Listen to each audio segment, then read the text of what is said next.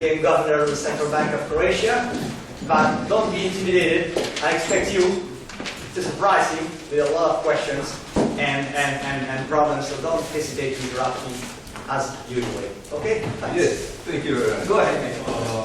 The first question already. Yeah, let's see. Sorry? We have the slides of previous lectures and some sort of communication to them.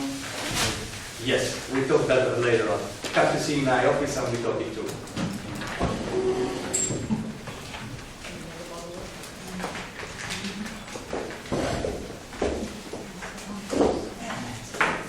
Okay, good morning.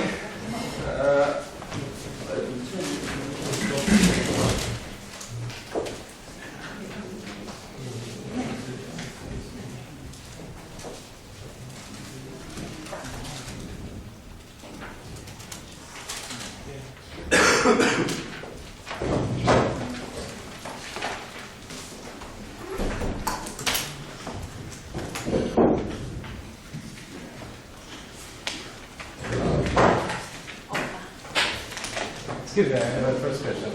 I was desiring to have an internship with the Croatian National Bank, but I was told that this is not possible only for Croatian citizens.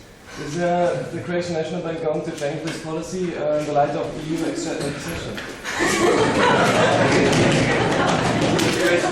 You wanted to get an internship with the central bank, and you were told that it's only for the Croatian citizen. Oh, I know. I'll check. I didn't know that, and I'm going to change it. Even so, I'm going to change it immediately. Don't worry about that. And good that you told me. And you can leave me your email, or you can, here is my email, so you can write to me, and I'm going to make sure that's not the case, if it was the case. But you know, it's like the human resources and the lawyers, they do this kind of concourse things, and you never know what they're going to do. I never check. But good that you said that. Thanks. So thanks for the first question. What I'm going to talk about today, I'm going to have two lectures. One will be on the Eurozone crisis, and the other one tomorrow will be on the emerging markets and how they fared during the crisis, not just the Eurozone crisis, but the overall financial crisis of the last 4 years. But today we'll start with the Eurozone crisis, and the idea is to look first at the causes of the crisis and then into what we are doing right now, trying to solve the crisis. Let me start with the public perception at maybe 10-15 years ago, where there was 10 years ago, let's say in 2000, when people thought that entry into the European Union and then into the European Monetary Union implies large loss of the economic sovereignty. That, I would argue, is not true. Namely, when countries enter into the European Union, overwhelming majority of all the economic policies remain in the hands of the government. Monetary policies, fiscal policies, structural policies, basically, they are all a matter of national sovereignty, in spite of the fact that they have moved into the European Union. Now, exceptions, basically, with the EU entry are relatively few. You're entering the common market, so basically you're having common tariffs. But in most of the cases, free trade agreements have taken care before they entered into the EU of the largest part of the reduction of the tariffs, quotas and the barriers for free trade. Second is the freedom of movement of labor. But as we usually argue in Europe, labor is anyway poorly mobile. So in effect, it doesn't have such a strong impact on the economic development. Third thing is the freedom of movement of capital, but again, as with the freedom of movement of goods and services, restrictions on the free movement of capital have been reduced all over the world since the 70s. 1970s. So the entry into the European Union only adds to that, but it's actually an evolutionary step in the reduction of these barriers rather than a revolutionary one. Maybe the biggest real impact in economic terms comes from the competition policy in a single market, subsidies, and the fact that you have a common regulator for the competition policy, which up until this crisis was probably the strongest economic decision-making body in the European Union, because the other directorates in Brussels didn't have so much weight and impact on the real policy making. Competition DG had a very strong impact and was really a regulator of the competition on the market. And then you have a number of minor things like the tax system, no zero VAT rate, etc. But these are really insignificant. It's not much of the sovereignty that is transferred to the EU level from the country level. Now, things have now started to change, and they have started to change under the impact of the crisis over the last 4 years. So for the first time now we have the really significant, I would say, policies at the European level that significantly constrain the freedom of the policies, economic policies at the national level. That was again, my point is that was not the case before, except in the case of the competition policy. Anywhere else that was not the case. Now we have this fiscal pact, and I'll say more about the fiscal pact later on, and the European semester, which is basically a revival of something that was called the Stability and Growth Pact when the European Monetary Union was designed, but has been discarded sometimes in mid-2000s by the biggest countries in the European Union or in the European Monetary Union. Namely, Stability and Growth Pact was designed to restrict the fiscal deficits that the countries within the monetary union can have. This was envisaged originally to be a pillar to support the monetary union in terms of the coordination or basically constraint on the fiscal policies of the countries that are members of the monetary union. But when the first two countries broke the Stability and Growth Pact limit of 3% deficit, 3% budget deficit, and these were Germany and France, they basically said, come on, don't bother us with this, we're Germany and France, so we're not going to observe that. And at that time, when these two countries said that, that this is something that they're not going to observe to, basically it was dead. And now this fiscal pact is in a way revival of the Stability and Growth Pact. So countries are now required to target structural fiscal deficit of 0.5% of GDP, with additional reduction as a function of the population aging. Namely, more your population is aging, higher the requirements on the budget in the future will be. So now countries have to take that into account under the fiscal pact. And also they are required now to gradually bring down their public debt to GDP ratio towards the Maastricht requirement of 60%.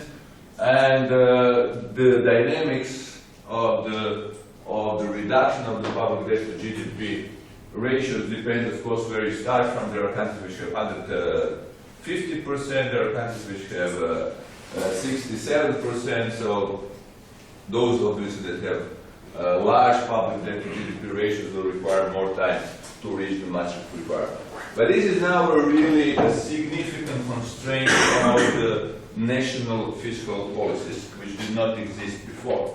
Although, as I will say later, it still remains to be seen how that will function in the practice.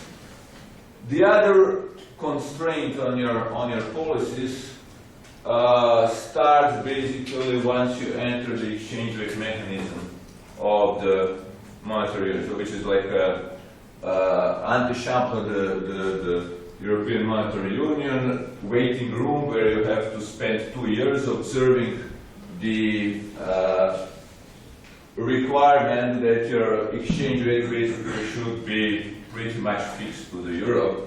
The allowed variation around the fixed to the euro is very small in practice, although in theory it's plus minus 15%.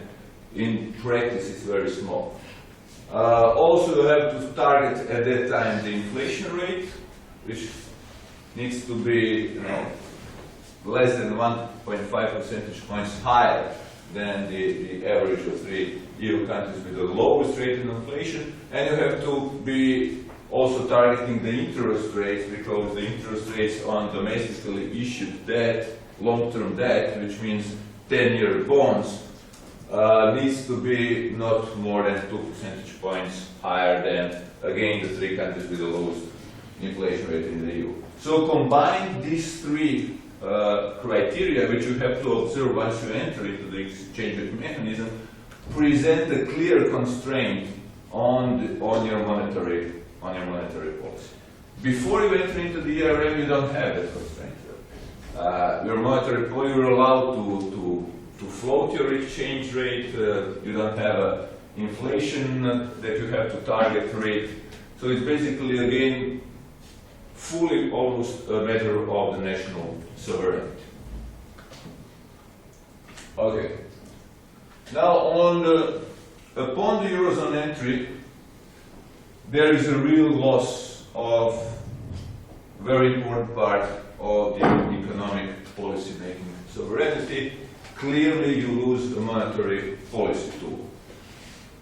So basically, your monetary policy is decided somewhere else, and you only participate in the decision-making process. However, that also means that most part of your foreign debt becomes domestic debt. Why? Because the countries that joined the monetary union had majority of their foreign debt in euros, in euros. So now they adopt the euro, that becomes debt denominated in their own currency rather than in a foreign currency, which means that they eliminate the foreign exchange risk from the debt. And this is, of course, something good, because it reduces the risk profile of the country, because they don't have foreign exchange risk on the majority of their debt. Also, that helps interest rates coming down. In the beginning of when the European Monetary Union was created, interest rates for the countries of so-called periphery, those that are now in trouble, Greece, Portugal, Italy, Spain, were significantly reduced compared to the levels where they were prior to joining the monetary union. They converged over the level of the interest rates that Germany was paying. So in the mid-2000s, Greece was paying, as you probably have heard, only 20-30 basis points higher interest rate than Germany. So the effect of the monetary union is that the risk profile declines and your interest rates come down. You have cheaper costs of borrowing, which is, of course, I think, very nice. Also, invariably, entering the monetary union had a positive impact on the credit rating of the country, which is connected, of course, primarily with these 2 previous things. Because your risk profile decreases, you eliminate the foreign exchange risk of your debt. You have the access to the large pool of liquidity in the European Central Bank, and therefore countries were upgraded. I'm talking about particularly peripheral countries, not Germany, who had A ratings with all, or Austria, or Poland to that extent. Well, when you look at that, one can conclude that if well managed, that kind of loss of economic policy making sovereignty is actually a good thing for a country. So it's not that the root cause of the Eurozone crisis is the fact that entering into the European Monetary Union in itself was something bad for these countries. In itself it was something good if they managed to use that fact properly. They would have prospered rather than got into a problem. But as it showed later, it's a double-edged sword, because you can use these benefits of entering into the monetary union for good or for worse. And again, this is a matter of national sovereignty. Every country would have decided itself how it's going to use these benefits of entering the monetary union. Even if after you enter the monetary union, the majority of the economic policies are still a matter of national sovereignty. You lose a monetary policy, but when these countries entered, fiscal policy was almost fully a matter of national sovereignty. As I said, Stability and Growth Pact, which was designed to limit the extent of the budget deficit that the countries can run, was never effective. Healthcare system, social security system, judicial system, education, labor market, administration, business climate, all these very important things for the economic development are still a matter of the decision of every individual country in the monetary union, and they all remain very different in the case of the different countries in the EU and EMU. And that's exactly what makes some countries successful and the other countries less successful, let's put it that way. That's exactly why some countries prospered and the other countries had problems. These days I have a feeling that too much emphasis is put on the monetary policy conditions and imbalances that resulted from the monetary policy conditions for different countries. And like people forget that the whole other range of the economic policies is the one that dominantly determines the success of the country or a failure. Now, another false perception at the beginning of the creation of the monetary union was that the Eurozone entry is a safe haven. You had cover pages of The Economist saying exactly that. The Eurozone entry is a safe haven for the countries that enter there. You had the cover pages of Economist in the early 2000s, mid-2000s. In the early 2000s, I remember covers claiming that it's a safe haven, how the peripheral countries benefited from that. Then, in the mid-2000s, there was a cover page of The Economist which said, Germany, a sick man of Europe. Like, monetary union was fantastic for the peripheral countries, so-called Mediterranean tigers, plus Celtic tiger, Ireland, while the countries that really did not benefit from the monetary union were actually losers of the monetary union was Germany in the first place, which was not really growing. The Germans' GDP growth was 1%, 0.8% per year at that time. Now, how wrong was that from today's perspective? But that was a public perception. You wouldn't see economists at that time trying to claim the otherwise. It was kind of a conventional wisdom among the economists and the business people alike. But it turned out that the Eurozone entry for these countries that seemed to be, gaining most from it was actually a double-edged sword.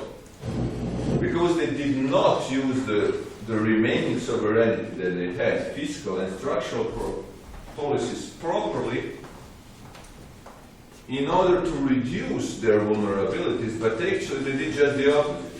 by the way they used the fiscal and structural policy, they were increasing the vulnerabilities over time as they were the members of the monetary union, while Germany was basically repairing the roof under the sun.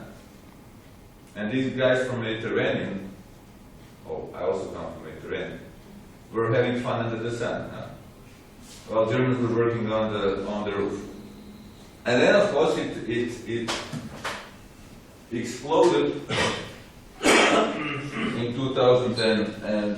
Now, this is a cumulative GDP growth in the euro area, 1999 to 2009. So, during the first 11 years of the monetary union, and you can see why the title of the Economist was Germany, the sick man of Europe. And while people were talking about the Mediterranean and Celtic tiger, these are the Mediterranean countries. They had 37% cumulative growth, Spain 31, Ireland 49. Poor Portugal always didn't really grow. They were kind of always pretty much flat. And Germany only 10% over 11 years, so below 1% average rate of growth of the GDP. So it seemed really, monetary union is really good for the peripheral countries, but not so good for the central countries, for the core of the Eurozone. But then if you look into the contributions to the growth of the GDP, then you would become already suspicious about that conclusion. But it seems that nobody really looked at that. You would see that in these first 11 years, Spain, for example, which grew 31%, had a contribution of domestic demand of 36%, while negative contribution of the net exports, higher imports than exports. Germany, on the other hand, had a very, why did Germany have a very low growth? Because of the low domestic demand. So they were the only of the four largest countries in the Eurozone having actually positive contribution of the net exports, but they had extremely low domestic demand. Why did they have extremely low domestic demand? Because they were repairing their German roof while there was a stand, and they were not allowing the wages to increase. They were keeping the wages under the tight control and reducing unit labor costs. In France, for example, again you have a negative contribution of the external demand and a high domestic demand. Italy, like Portugal, is a kind of this doesn't move it on any front very much. But as I will claim later, Italy is also not so vulnerable because of that. Now there's a huge difference. People usually put Spain and Italy into the same basket. They are very different. Italy is much less vulnerable than Spain. And this is the main reason, basically. This graph depicts the main reason. They didn't have such overblow to the domestic demand over these 11 years. Now, the other side of the coin is the inflation rate in the euro area. This is a cumulative inflation rate over the same period of time. And what you see is that those countries that had the highest GDP growth also had a highest inflation rate, which was double the level than in Germany.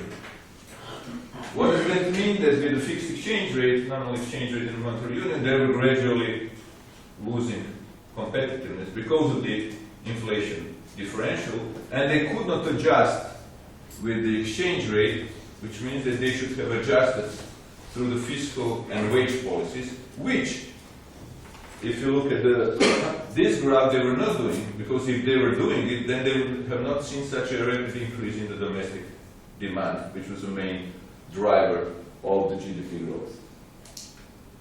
Now,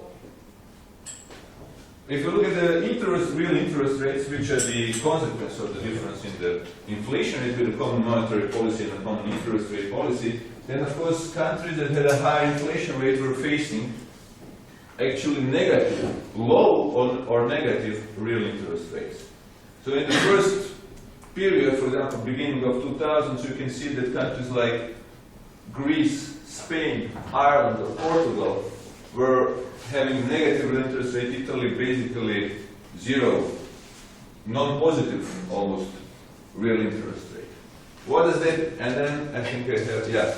If you look at the longer time period, then you have a positive real interest rate for Ireland, Italy, and Portugal, but they are much lower than for example, for Germany or France or Finland or Holland, and Greece still has a negative real interest rate. What does that tell you?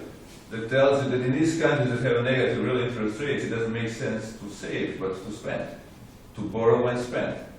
So this is what the people were doing. They were borrowing and they were spending, which was pushing up the domestic demand. As a consequence of that, and this is a graph which you have probably seen, that has become a very popular graph once the crisis started. There was a huge divergence in the unit labor costs. Unit labor costs, so costs of basically what is the unit labor cost? This is the difference between increase in the total wage bill and the productivity. So if the wage bill increases faster than the productivity, then your unit labor costs will increase and vice versa, which means that you will be losing competitiveness because your cost of production is increasing faster than, if your unit labor cost increases, that means the cost of production are increasing faster than elsewhere. So what you see here is that Germany, and this is why the internal demand in Germany was so low, was increasing productivity faster than wages, while countries like Ireland or Italy or Spain were increasing the wages much faster than the productivity.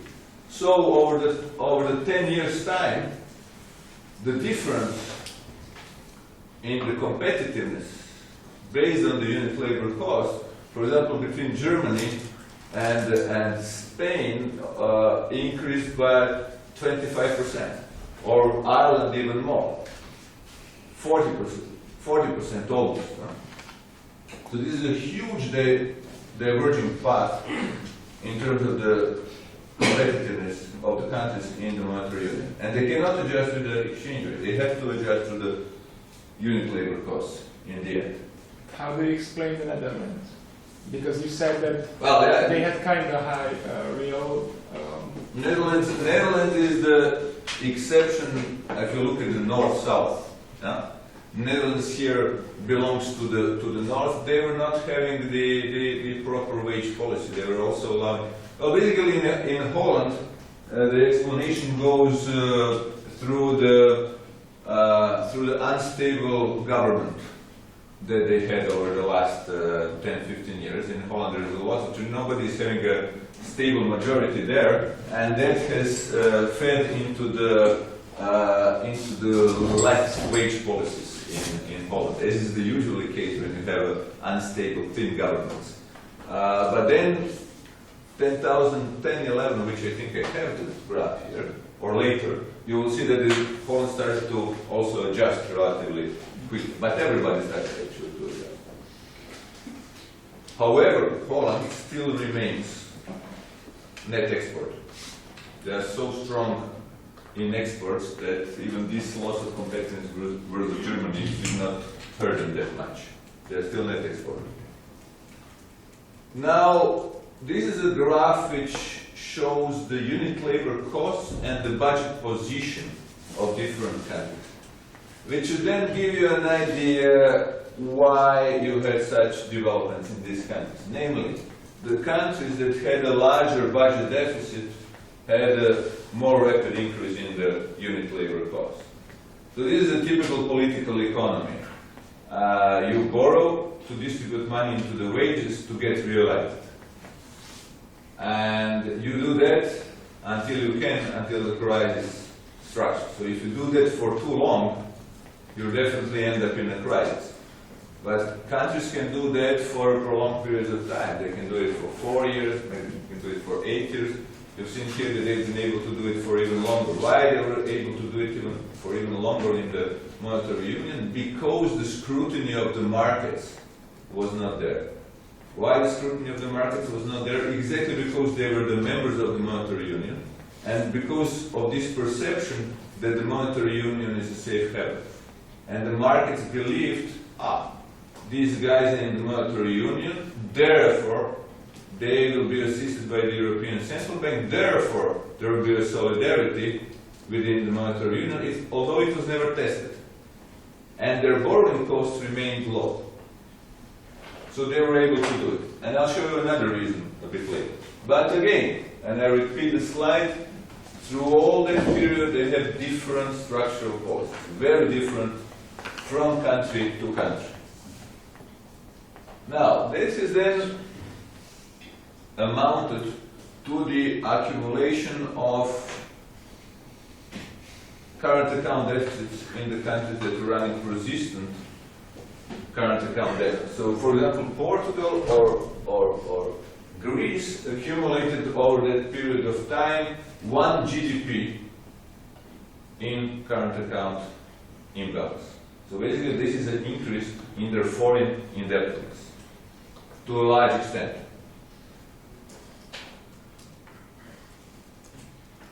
How were they financed?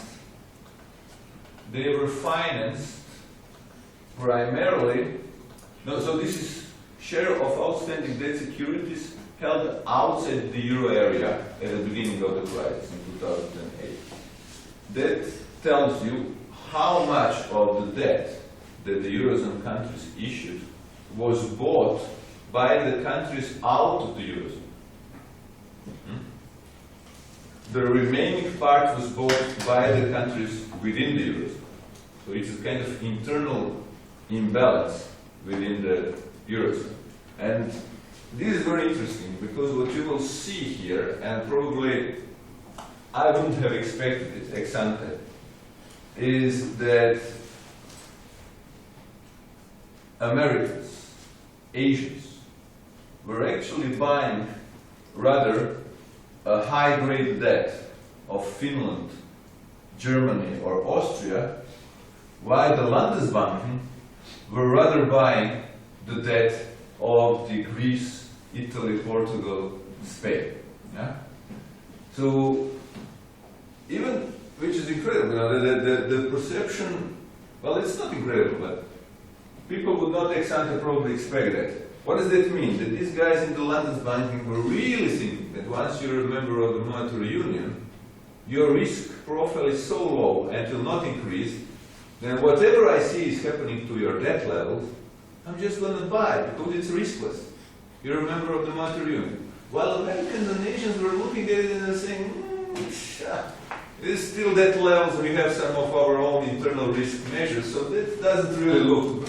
I'd rather buy Finnish debt or the German debt, particularly because the difference in the spread is so small. So these guys are yielding me maybe 30, 40 basis points, and I'm taking actually much more risk in their debt levels.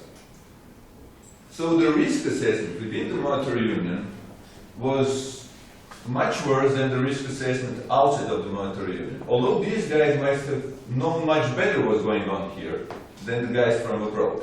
But it's a completely, again, it's a completely wrong perception at that time. Boris? So, yes. Couldn't there be any solidarity? Could be explained that they felt kind of, more solid, maybe even implicit pressure from them, something. What would you say from your experience? No, there was no solidarity feeling between the asset managers in Europe, but they counted on the fact that there will be a political solidarity if these guys get into a trouble. So this is what they think, well, nobody will let Greece default. So why did I buy that? No matter whether public debt is 200% of the GDP. I mean, Europe cannot allow them to go bust. They are a member now of the monetary union, so I'm going to bust. And then that's how they ended up. As I will show later. How much of the debt is in the banks of German or French banks? That's how they ended up with all the debt, and then it became a political problem, of course, as they counted. But they still had to do a 75% haircut, which they didn't expect they would have. Yeah, I have a question. So, Greece is having now this huge competitive issue that it is basically uncompetitive. So, what would you say was a bigger contributor to that fact? Greece's rising unit labor costs, or was it the fact that relative to Greece's economy, the euro was strong? No, it's the fact that the unit labor costs were there increasing, as we've seen, but also The problem is that they were doing very little to invest into the export industry, to increase the productivity in the export industry. What they were doing, basically, they were borrowing, and I will show later, and spending money into the increase of the social welfare spending. Instead of investing the money into something productive that can, with the future stream of income, repay the debts that they have. So investments into anything productive in Greece were almost non-existent. The only investments that you had were in the social welfare and in the infrastructure. Roads, airports, buildings, things like that, which in the end are unable, to create the stream of income to repay the debts once they mature. And that's the main problem. Which means actually that all these structural policies that we were talking about were poor in Greece. Because when you look at what has happened there, let me just give you an example. A friend of mine became a minister of economy once the crisis broke in Greece, Luka Katsoulis. And she's a very smart woman, good economist. She went there, like 6 months later, we go for a dinner and ask her, so Luka, what's the debt level really in Greece? What are the numbers? Because everybody was speculating. She says, I have no idea. How you don't have an idea? You have been for 6 months a minister now in the government, minister of the economy. She said, because nobody knows. How come nobody knows? In my ministry, nothing is on the IT. We have no numbers on the computers. It's all in the papers, and everybody's keeping their own papers in the drawer of their table. So I had to first organize everyone to put all the numbers into the computer system, so they can actually see what the stance of the fiscal policy is, what the budget deficit is, and where the costs are. And it took more than 6 months. Only to find out, so I asked her, so how did they report to the Eurostat? She says, they were just collecting, they completely imagined the numbers, because she says, even if somebody would want to say the number, they wouldn't know, because nobody knew. And it's an incredible thing. But why, again? If you have everything on the, in the IT system, all the numbers, then you have checks and balances. If everybody has its own budget, and they individually, discreetly determine where the money goes to, that opens a whole nice space for corruption, clientelism, etc. And this is exactly the reason why it was not somewhere where you can have checks and balances on the expenditure. There is always a good political economy reason behind these things. It's not that they were unable to do it. It's not that they didn't have the software to do it. It's that they didn't want to do it for the good reason. That's this kind of things. So you had, as you read in the newspaper, you had an institute for the research of the lake that didn't exist for the last 20 years. And the institute was still there with 20 people who were doing research into something that doesn't exist for 20 years. And nobody, nobody could see that because there was nothing in the yeah. But when they were entering the union, nobody checked the balance paper. Well, that's a very good question, and the answer is no. And now, why the answer is no? The answer is no, again, because the Germans and French are responsible for that. So in a way, you can say that the Germans and French have created the problem in the first place. If they wanted to strictly apply Stability and Growth Pact, it would have been applied. If they wanted someone to check Greece's accounts before entering into the European Monetary Union, they would have done it. But when Eurostat wanted to go and check the books of the Bundesministerium of Finance, they said, no way. No one from Brussels will come to check German financial books. And of course, then by definition, that applies to everyone. So if they cannot go to Germany, And French said the same. French said, no way that somebody will come and check whether we are French, Minister of Finance, and God forbid we will never lie. Huh? And then, of course, Just a small comment. I remember I was at a small conference when Greece was about to join the Euro 6 months before. Everybody knew yes, they were lying. yes, That was common knowledge. And there was an argument saying why it doesn't matter. The main argument was, even Lamfalussy said that explicitly in dinners in front of 20 people. Doesn't matter. As long as from now on we can control the flow, it doesn't matter whether that is 40% or 80%, they didn't go bust. But from now on, we don't know where we started from, but we can control what's going to happen from now on. because we have a stability and growth pact. Yes, exactly. that was the kind of mirage which happened. So they knew up front they were cheating. Yes. Not only that they knew, but that they were circulated the written notes sent to the European Commission bosses, explicitly saying that they are lying and with the estimates of what the real numbers are. And this is why many people in Brussels were terrified when the Greece had to go bankrupt, basically, do a haircut on their bonds. And this is, now, I don't know if I should say that, but this is one of the reasons why there was so much arm twisting for the banks to voluntarily accept the haircut of Greece. It was not only the official reason was that the CDSs, collateral default, so the insurance on the debt, would be triggered if it's not a voluntary acceptance of the creditors to take a haircut.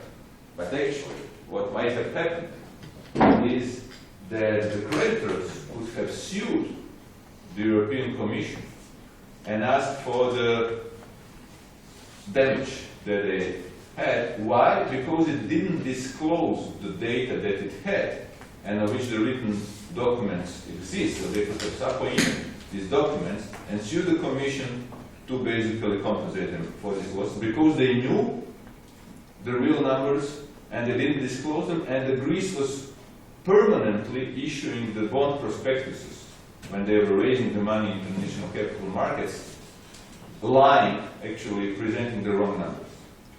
And there is a high likelihood that the creditors might win such cases. So many people, and that's people who would be individually responsible.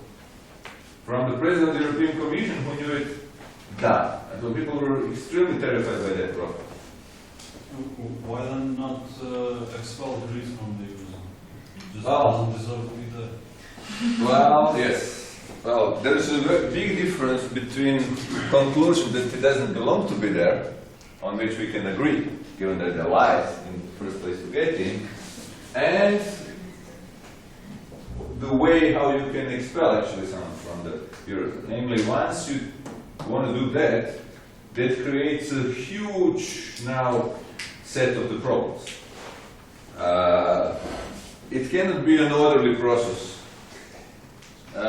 because basically Greece will at the moment when it will be getting out, creating at least two kinds of big problems. One is that this may create further contagion effect because then the markets will start to speculate, aha, so it is possible to get out of the Eurozone. Now what if, Portugal gets out, Spain gets out or whatever? In that case, the markets know that the country is immediately completely bust. Immediately, because its own currency devalues. You're not expelling them because of the problems they have, because they lied, they cheated to get in, so they don't deserve the idea. No, I agree with the moral. No, there is a moral clause to expel someone who lied to you. I'm just talking about the technical consequences of if Well, you I'm would. seeing it the other way around. It would send a stronger message to the markets that those that are inside the Eurozone that get with real paperwork are going to be here forever, that those did not present fairly their situation, they should leave. That's true. In the medium to long run, that is the case.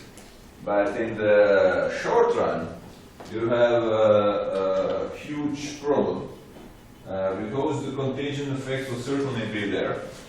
Namely, at that time, they will send a message to the market: okay, you can get into the monetary union, but you might also be expelled from the monetary union. And then the market will start to guess who's the next one. Of course, Greece will be dead at that time. Because the amount of their own currency, whatever it's going to be, new drachma or whatever, would devalue, and they would have to simply, default on everything. What does that mean? It also means that the official sector will have to take a haircut. From what happened in Greece so far was that the haircut, you know what the haircut is?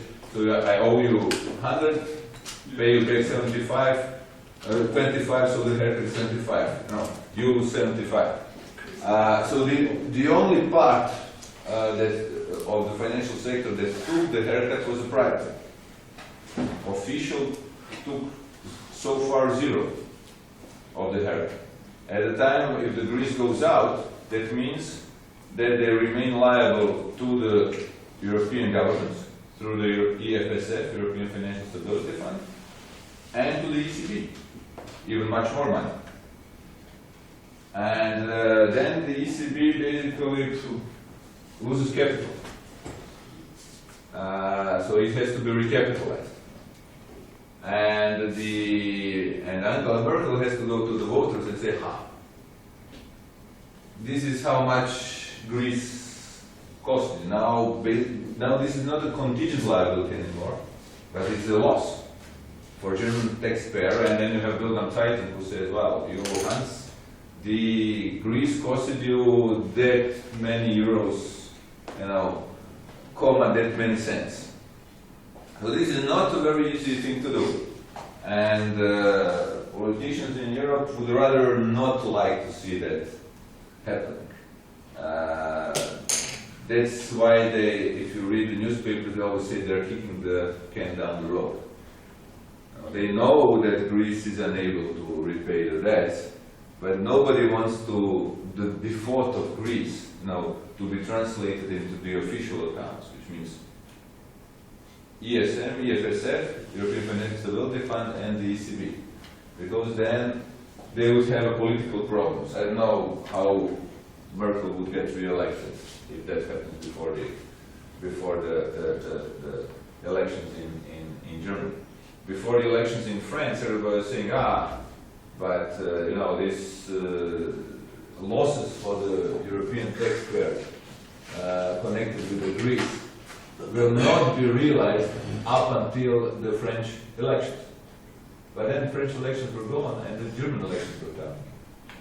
And nobody wants such bad news for the taxpayers a year or a year and a half before the election. So they will try to basically kick the can down the road as much as possible. Now, if you look at the bond mathematics, you can always create a bond which is long enough in maturity and with a low enough interest rate that you actually never have to repay it. You put like a 50-year bond with a zero interest rate and you say, okay, so Greece has not defaulted. So you don't have to go to your taxpayers and say they defaulted. Of course they have defaulted, yes, on what they were supposed to pay, but then you restructure their debts in such a way that you can always pretend that they never defaulted. And this is what Europe is doing. If you look at this loosening of the credit conditions for Greece, this is basically trying to create a longer and longer bond with a lower and lower interest rate, so you don't have to admit that they are basically bankrupt, and that you don't have to admit that you have assumed that the part of the debt of the Greece on the official sector balance sheets. And why they have done that, I'll show you in a minute. No, let's first see it. Now, the big question was, after it all exploded in 2009, how come that the private markets did not realize it's so risky? How come that they were paying 30 basis points risk premium over Germany up until 2008, and now suddenly their interest rates have exploded? Suddenly these countries which look so good, with so low risk profile, are so risky. And this is a very good question, because you had all these guys, you know, who are paid, as they like to say, when they have a discussion with the bankers. They say, but Mr. Deputy Governor, we are paid to manage risks. We know what we are doing. Now you just ask them, but what did you do here? How are you managing risks? How come that something, you know, which a few months ago was like 30 basis points over Germany is now suddenly 3,000 basis points over Germany? The reason is that what they were looking at were actually also nominal GDP growth rates. If you look at the boom part, 2003 to 2007, these were really high growth rates, not so much in Portugal and in Italy, as I say. And they're thinking, look, if these guys are growing so fast, these tigers, they have the ability to service the debt. Even if their growth rates come down a bit, they still have the ability to service the debt, because the mathematics shows you that if your GDP is growing that fast, you will be able to generate the stream of revenues to service the debt. But then came a bust phase. The problem is they were not looking at the components of growth, that table that you showed. The contribution of domestic demand and the net external demand. And they didn't realize that the domestic demand cannot go on growing at the rates at which it was growing. And that it's growing only because they are pouring the money into the country, which gets then spent. I had an argument a few months ago with Joe Ackerman, who is and was at that time CEO of, now it's not anymore for a few months, but has been a CEO of Deutsche Bank at that time. So what were your analysts doing in the bank? How come that you didn't see it happening? Why didn't you look at the components of the growth and realize that this is unsustainable? Because, Boris, this is not the way we do business. We only look until the end of the year to make money. So this is the way the private sector manages risks. They look basically up until the end of the year, because that's when the bonuses are paid.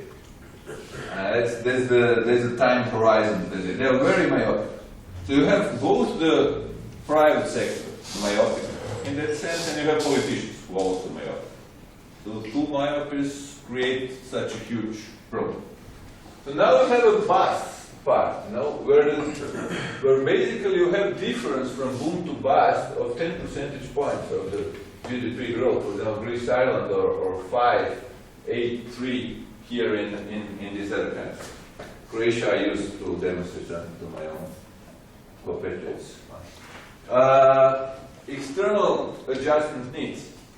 So if you look at the, if you want to calculate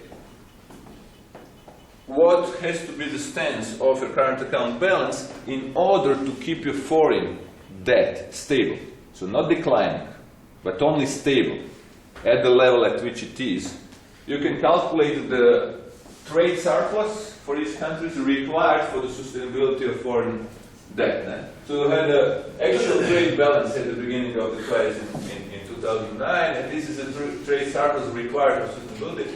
And you can calculate the, but this should be instantaneous, in 1 year adjustment of the current account by that many percentage points of the GDP, only to stabilize the foreign debt. Now you see that these requirements are high in case of Greece or Spain, 10 percentage points. Now, but the current account, as we found out in many crises, adjusts much more easily than the fiscal accounts.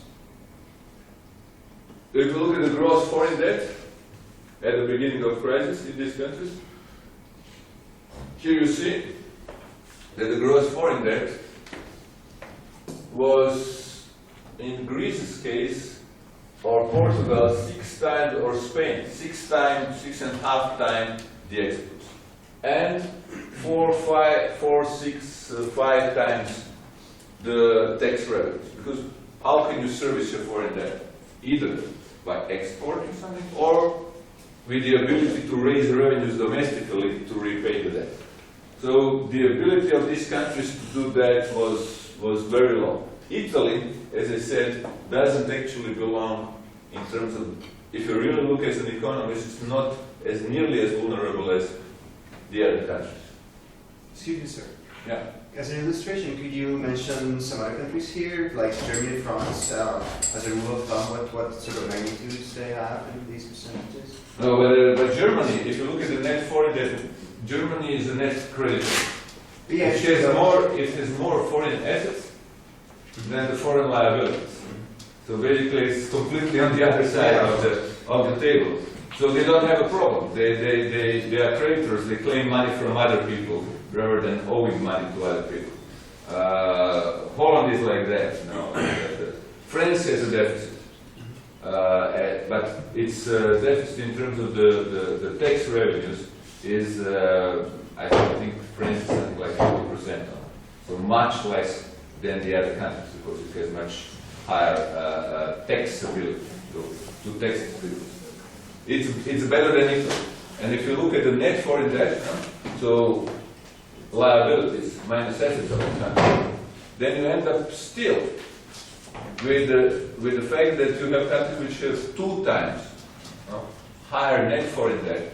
So if they are able to use all their foreign assets held by a country, private sector, and the government, to repay the part of the debt, still they are not able to raise the exports or the revenues if they have a sudden capital inflow stop. As happened to these countries. They had a sudden capital inflow stop because of the lack of the credibility in the markets. And that's the real problem. Now, but the current account adjusted in the crisis quite quickly. Why? Because the domestic demand declines. So you have an immediate sharp decline in the domestic demand, and that's how the import side of the current account adjusts. But it's much more difficult to adjust the fiscal balance. So this is a kind of a primary balance adjustment required to offset the snowball effect. You know, you have the amount of the debt, and only by the interest accruing to that debt. Even if you have a balanced budget, the debt continues to grow because of the interest accrual. But this is then a primary balance adjustment required to offset the snowball effect, and you can see how huge it is. So basically, it has to be, again, instantaneous in order to prevent the further buildup of a public debt. So it's in the magnitudes of 7.5%, 10%, for Greece 10%, which means that the proper adjustment for Greece would have been in 2009 to cut the expenditure side, or do a combination of increase in the revenue and cutting the expenditure side of the budget by 10 percentage points of the GDP. That's really tough.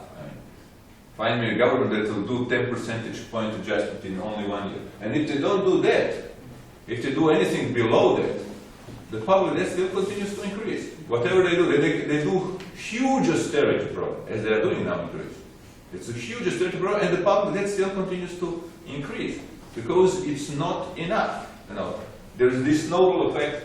Bigger your public debt, larger the snowball effect, and more austerity measures you have to put in place to prevent it.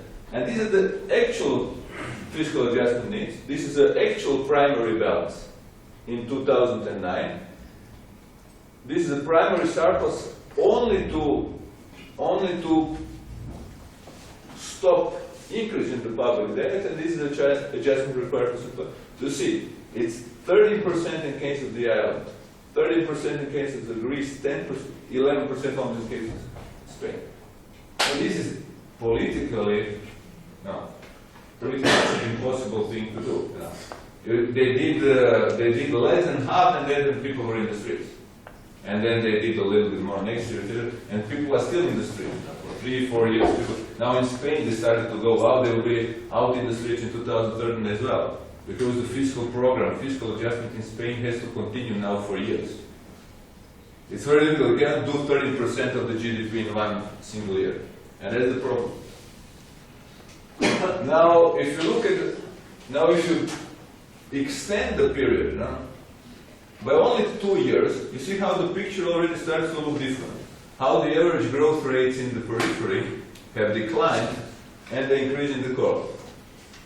If you will be looking at this picture in 2015, so if Laszlo invites me in 2015 to give a lecture, you'll see that what seemed to be a good thing for the periphery will have changed so much during the crisis that you will not have periphery countries actually as the beneficiaries, but the core countries of the monetary union. These things will change very quickly. While the inflation differentials remain still elevated. Now, what happened with the reliance on foreign capital? Well, there is only one country that did a really full adjustment, that's Ireland. Greece is even more reliant in 2011 on the foreign capital. Portugal has reduced it, but still very much reliant. Spain and Italy are doing much better in that sense. In Spain, exports are actually now increasing. Spain has a much better structural position of the economy than, for example, Portugal or Greece have, and much of it, well, I'll talk about that tomorrow maybe, this differences. Now, this is one graph that I said I will show to you. So these are the social expenditures in Greece from 2000 to 2011, and the Germany's social expenditure as a percentage of GDP. So the way Greece took the entry into the monetary union and the reduction of the cost of borrowing was to say, aha, now there is a relatively cheap money that we can use to boost the social expenditure. So the social expenditure increased from below 15% to 22% in 2011. And what is also interesting is that these social expenditures as a percentage of the GDP are still increasing, which means they have been cut, but as the GDP is decreasing, they have not been again cut enough.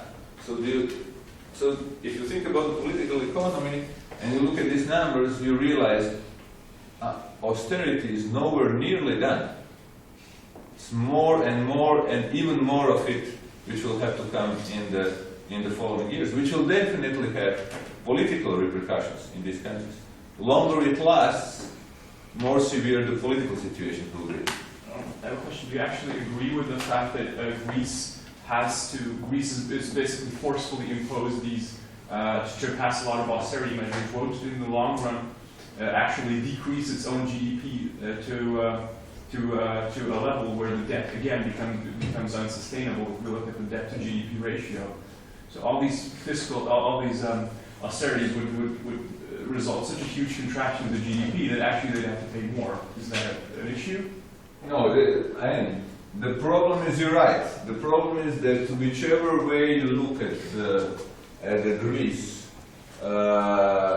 it's very difficult to see how they're going to get out of this problem. Because it's almost a vicious circle. You cut the expenditures, your GDP goes down, but you don't have other choice, because you're going to increase the expenditures, you will increase even further the public debt. So no matter that, basically you will try to cure the problem with the same thing that caused the problem. So you cannot do that. But the problem is that the problem got so large that from this level, because of the snowball effect, it's very difficult in a relatively short period of time. And I'm talking about, I'm not talking in the biblical proportion, 7 years. Here, the problem is such that we're talking about 15 years of the adjustment for Greece. I mean, if I were a politician there, It's not easy. I mean, if you want to be truthful to your electorate, you would have to go and tell them, look, this is going to last at least 10 years. Which, you know, who's going to elect you if you tell them that? And this is true, because when you do the math of the there is no easy way out. One thing that could help Greece, really, to... Huh? Inflation, isn't it? If the Bundesbank would choose to inflate a bit the euro, to inflate some of their debt away. Well, yeah, well, then you can have you can have the inflation for the whole for Germany. I'll talk about that later. Or you have a deflation in Greece, or you have a transfer of the resources to the Greece. But the one thing which really works, and is probably the best, would be transfer of the FDIs to Greece. So foreign direct investments. That would really be the only, let's say, healthy way of getting out of the situation, the easiest. But at this moment, seeing FDIs flowing into the Greece is a very difficult thing to do. But if in any way the Europe can help Greece, it would be by trying to support the real productive FDIs going there and even subsidizing. I was talking with my friend who is on the board of the EIB recently. And he tells me they had this, now they have been told to put more money into Greece, of course, to help Greece. But the project that he got on the table, he says, what do we have, what are the priorities? So the EIB gets, development banks get the priorities, they call whatever, there's a justice. Because the justice doesn't work properly in Greece. So what to do? Invest in justice. So what they do, you wouldn't believe it, they build a top-notch, high-tech building of the courts. I mean, this is the last thing that they need now. They don't need, new buildings. They need investment into something productive or into the training, human capital of the courts and judges. Not now building something with a beautiful view, so these guys, that are inefficient, maybe corrupt, whatever, will sit in the nice offices. So he says, you wouldn't believe it how we function now. It's like we just set the priorities in a way wrong. Yeah, I just had a question about the situation. When it became like everybody knew that Greece was cheating and the crisis came and they applied for the loan, why the European authority didn't push them to make cuts from the beginning? Like they were waiting till now, till this summer to make these real harsh cuts in the government spending. Why didn't they push them from the beginning? But they did. They did push them from the beginning. But they were not so significant. I mean, they already understood the situation is critical and this will be like this snowball. Why didn't they push them to make really significant cuts? They did, but what was the problem? The problem was that these reforms in Greece, when they were coming down to the ground, from the top level of the ground, which agreed with Troika, European Commission, IMF and ECB, when they were about to get implemented, as they were coming down towards the grassroots of the Greek society, they got completely watered down. So what seemed as good reforms in the beginning turned out to be, 40% of what was supposed to be by the time, that they came to the ground. For example, I can tell you another example. A friend of mine who used to work for the IMF and now is with Merrill Lynch was involved in the whole thing in the beginning from the IMF side. So he tells me, look, Boris, this is not going to work.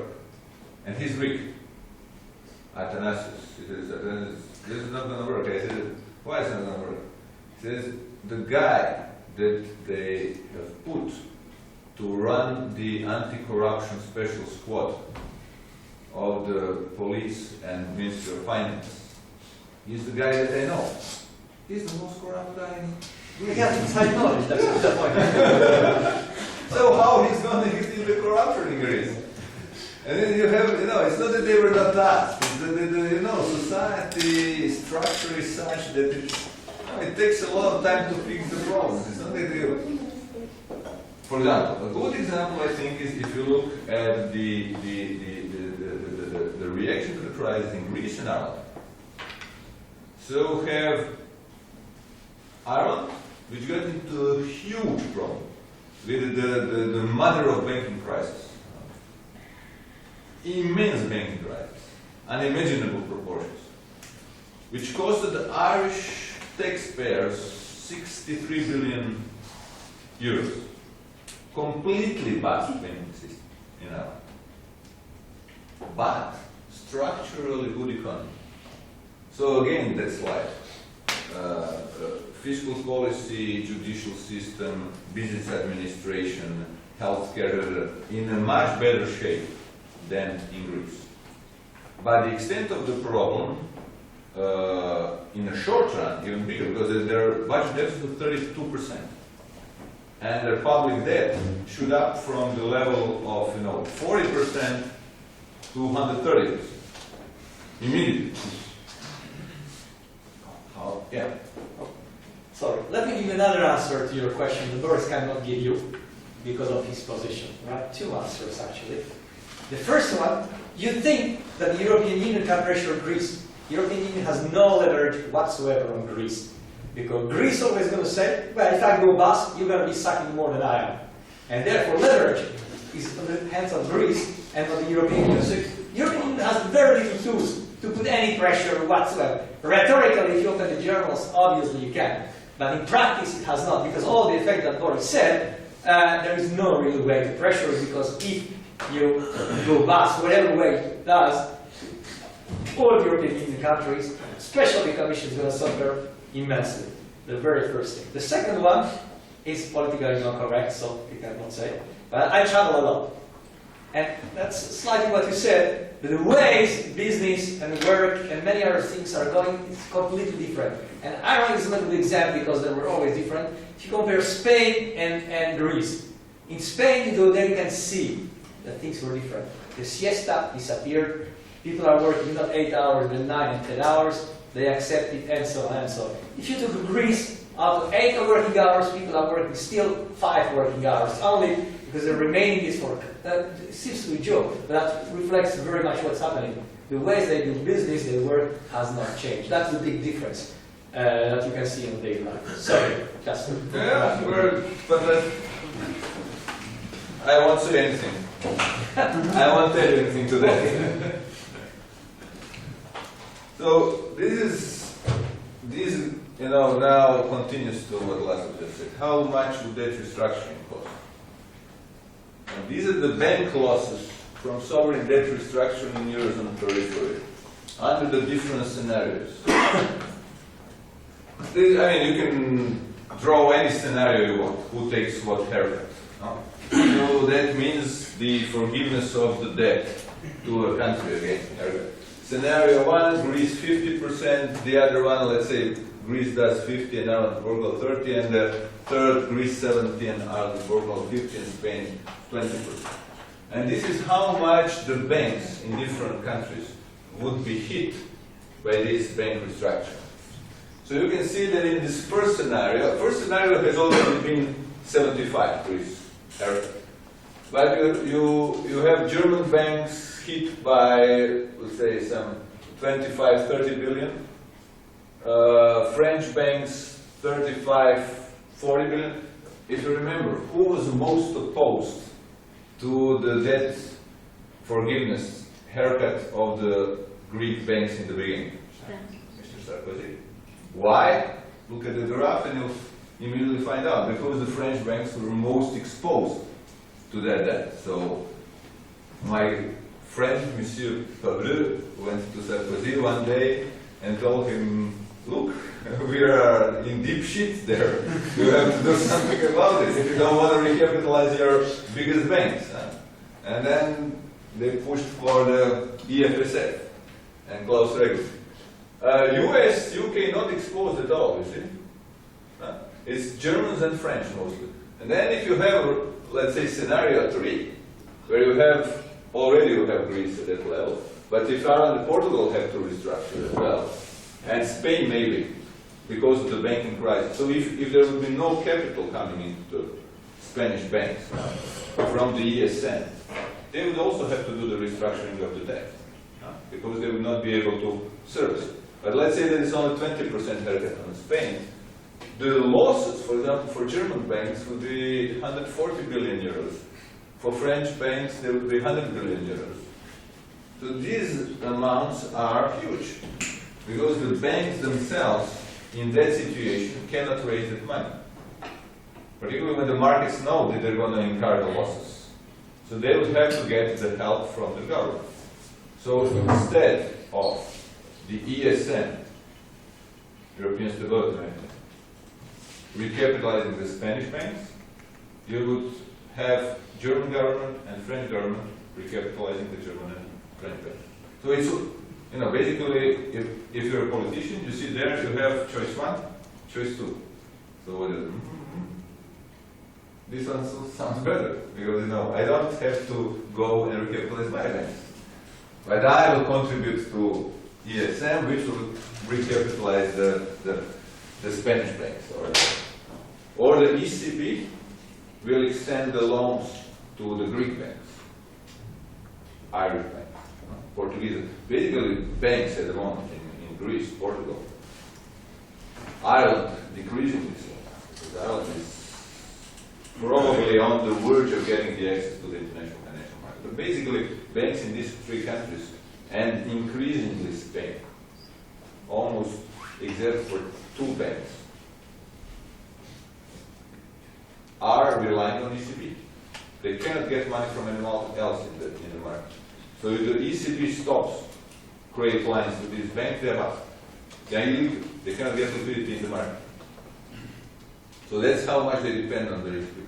And the debt that they have towards the ECB, if they go bust, is such that the ECB will lose to complete capital. Which means that then the ECB would have to be recapitalized by the countries that constitute the capital of the ECB. But how come that the UK got so involved in all those in the market? Because usually there's sort of a way of all this situation. How come that they trusted so much that the Germany and France would save the whole situation anyways? So now they're on the second place, which is tricky. Yeah, UK is exposed because of banking sector. They have a huge banking sector. So whatever, you know, credit exposure you have anywhere, you'll find British banks, because City together with Wall Street is the main banking sector. And plus, if you would do decomposition of the UK exposure, you'll find out that the great majority of that. You see, Greece, they're not exposed at all in the first scenario group, but it's Ireland. And it's normal, because they are so connected that they are fully exposed to the island. The island, unfortunately, now the ways to resolve the crisis are very different and country specific. In a way, Ireland got the worst deal of all, because Irish banks were past the ECB at that time under Trichet required the Irish to guarantee repayment of all creditors to the Irish banks. So the government to guarantee creditors to all creditors, so also unsecured debt. Not only secured, but unsecured debt. The Irish government extended the guarantee and basically assumed the whole debt of its banks on the balance sheet of the government and the Irish taxpayers. None of the creditors to the Irish banks was burned. And in a normal market economy, if you're lending to somebody who had a reckless lending policies and went bust, you should take at least some hit. No, so even the unsecured bond holders of the Irish banks get repayment. So for example, this month I was in Dublin speaking in the Irish Central Bank last week. Ireland in September, for the second quarter, the third quarter, sorry, the Allied Irish Bank will have a loss of 1.5 billion euros, and they will still pay out the unsecured bondholders of the Allied Irish Banks in the amount of 1 billion euros. So that goes directly, to the budget deficit paid out by the Irish taxpayer. So that's a really bad deal. Those 63 billion now, which is a lot for a small country like Ireland, is sitting in the, on the pockets of the. But that's a price that they pay for a very bad supervision, and I cannot say that there was something else happening with the regulators there. It was a bad supervision and regulation of the banking sector. But it's a very different case than, for example, Greek banks, or we'll see now what happened with the Spain banks, because the details have not been drafted out. What happened with the Spain bank that will require assistance, for example, Bankia. The idea, basically, and I'm afraid we're not going to have time to talk about everything today, but maybe tomorrow I can continue with this banking union, because the idea is now in Europe to have the resolution scheme, including with the start of the recapitalization of Spanish banks, that will first burn out all the creditors of the banks and the shareholders, which is very fair. I mean, you guys, you're the first one to pay the price. And then, if needed, there was a taxpayer's money coming in. So now it's going to be very interesting to see how the Bankia, this fourth largest bank in Spain, which is accumulated all these losses of Cajas, and Cajas were government-owned regional banks connected with the politicians, which did a lot of politically connected lending, particularly in the real estate sector. How the bondholders of creditors to the Bankia will be treated, but most likely they will be all burned. And then the remaining money will go from the will be a contingent liability of the European taxpayer. In Irish cases, it's completely different. It's like whole debt was taken on the board of the taxpayer. So that's why the Irish are now crying foul. But in Europe tells it too late. It's been done. We cannot go back. But the problem is once you do that, and that was done in 3 days, decision, and guarantee was extended by the government, the debts will be paid by the kids that are now walking the streets of Dublin. It will be a generational thing to repay 63 billion euros, and you cannot reverse the decision anymore. This is why it's very important the way how you design the resolution system. This is also important, but we'll talk about that later. How to basically create a healthy ground for the fiscal solidarity in Europe. Otherwise, we're going to have these political problems where people will say we were treated unfairly.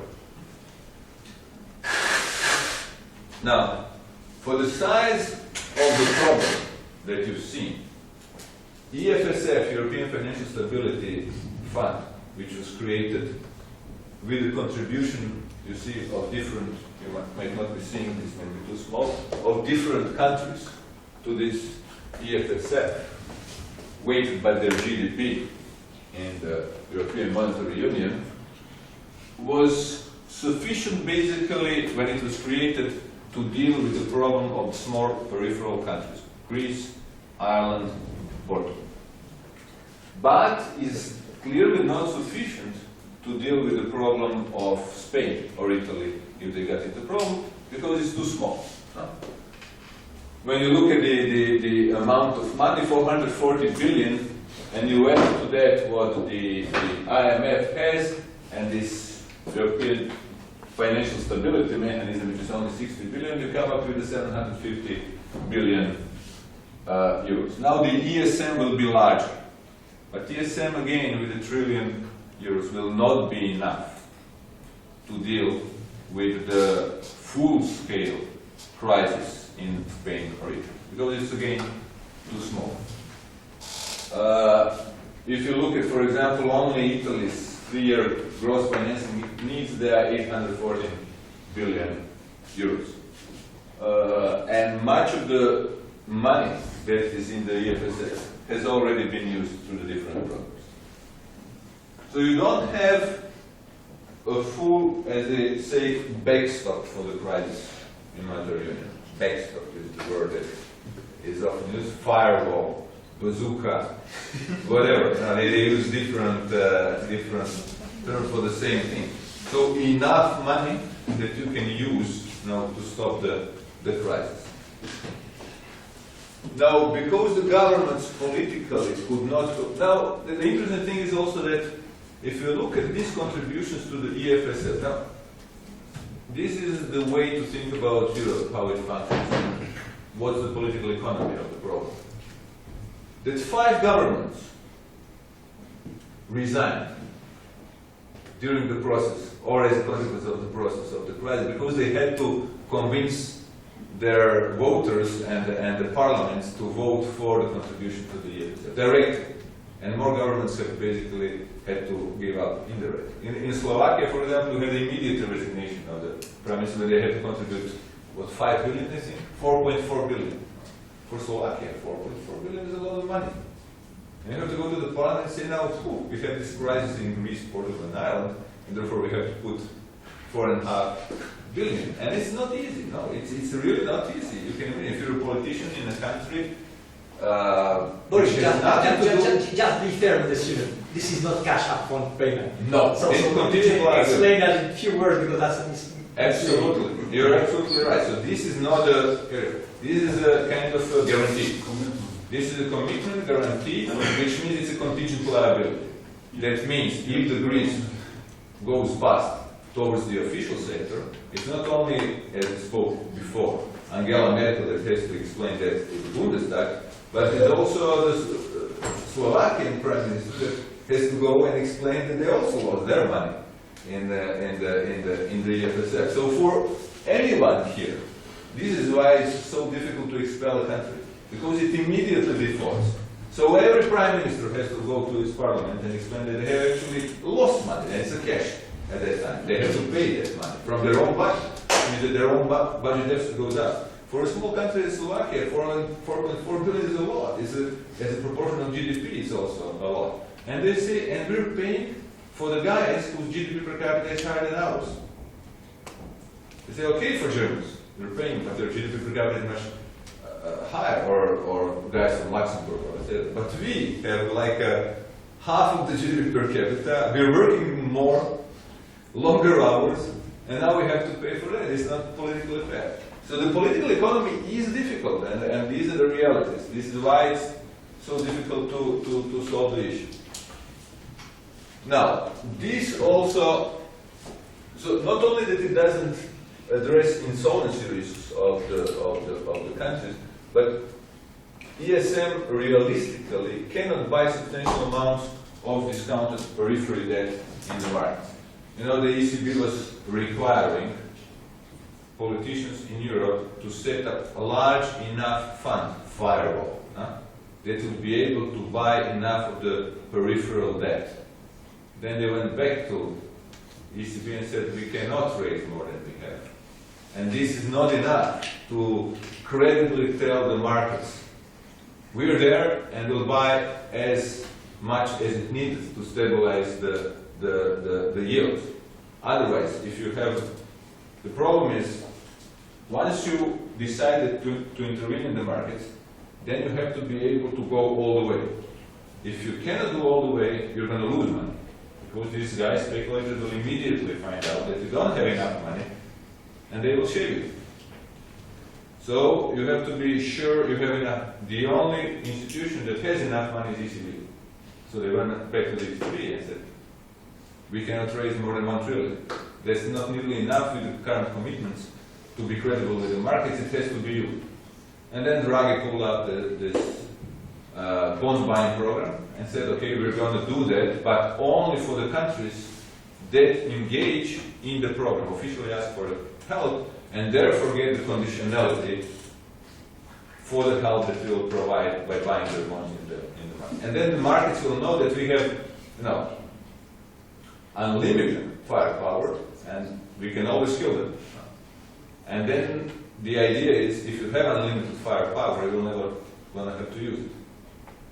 Because if I know you have it, I'm not gonna even test it because I'm gonna lose if you lose it. If you use it. That's the whole idea. But I bet personally that once there is such a commitment on the side of the ECB, some hedge funds will try, maybe your Donald,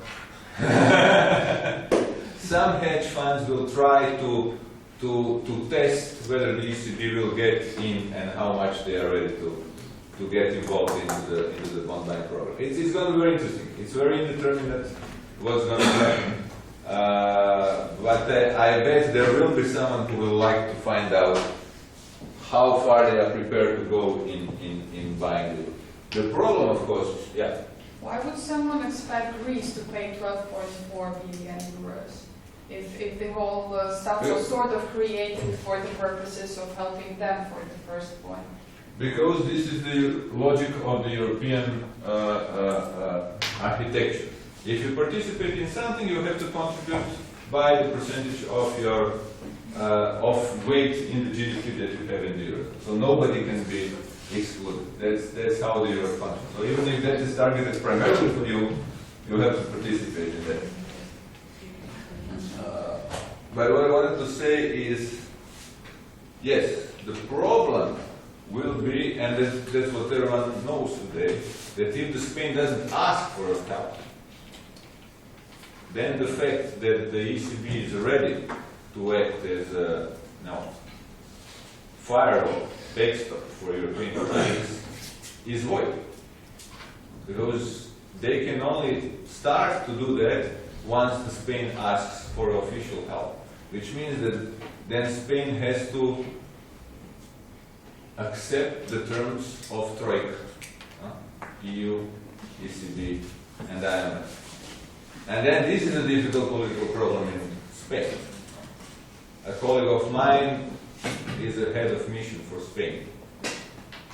On the side of the commission, he tells me like that at the first talks that they had with the government,